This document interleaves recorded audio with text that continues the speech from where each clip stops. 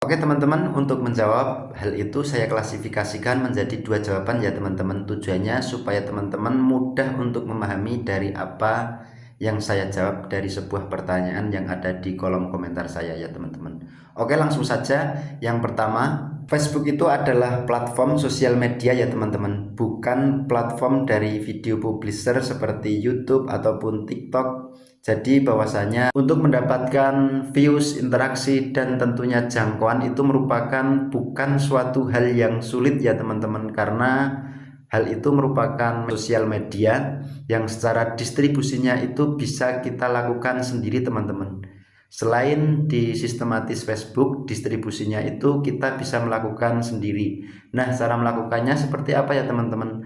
Salah satunya kita bisa share video kita yang ada atau konten-konten kita yang kita buat itu bisa kita share melalui salah satunya grup-grup yang ada pada Facebook itu sendiri ya teman-teman. Nah, itulah yang menyebabkan kenapa video kita itu jangkauannya atau view-nya rendah sedangkan foto itu jangkauannya bisa tinggi. Nah, saya cara detailnya gini teman-teman. Coba kita flashback terlebih dahulu. Pada saat itu Facebook belum mengeluarkan sebuah fitur monetisasi teman-teman. Jadi Facebook ketika belum mengeluarkan sebuah fitur monetisasi itu mayoritas kebanyakan itu kita hanya meng-share sebuah foto atau gambar statis dan teks ya teman-teman. Jadi jarang sekali orang-orang yang itu yang meng-share sebuah video, karena secara singkat dan cepat itu kita enaknya meng-share sebuah foto statis ataupun teks-teks ya teman-teman.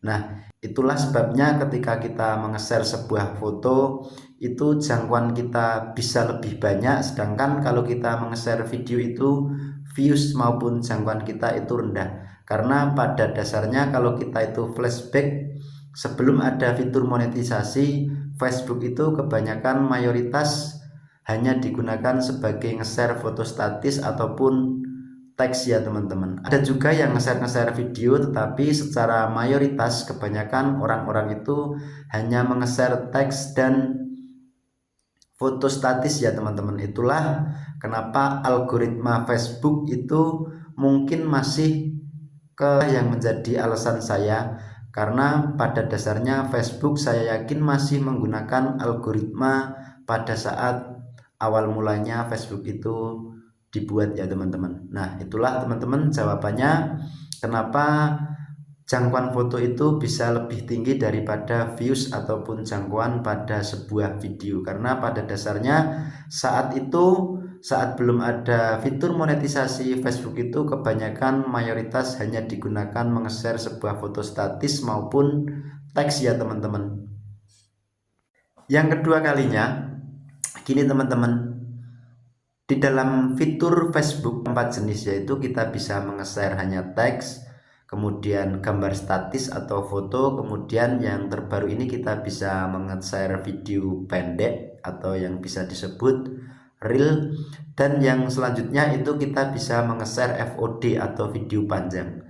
Nah, coba kita logika teman-teman, lebih cepat hal itu didistribusikan mana di antara teks ataupun foto ataupun video pendek atau reel ataupun VOD. Nah, coba kita logika ya teman-teman. Tentu di antara teks, gambar, VOD maupun reel itu kita membukanya paling cepat itu teks dan gambar ya teman-teman. Nah, hal itulah yang menyebabkan kenapa jangkauan foto dan teks itu bisa lebih banyak daripada video ataupun reel ya teman-teman. Teman-teman, semoga dari jawaban saya ini bisa menambah wawasan teman-teman. Kesimpulannya gini ya teman-teman, untuk jawaban yang pertama, Facebook itu adalah sosial media. Kemudian jawaban yang kedua itu karena foto ataupun teks itu langsung to the point ya teman-teman. Jadi kita tidak harus menunggu durasi untuk melihat sebuah isi dari sebuah postingan itu. Kalau kita melihat video itu tentunya kita harus menunggu durasi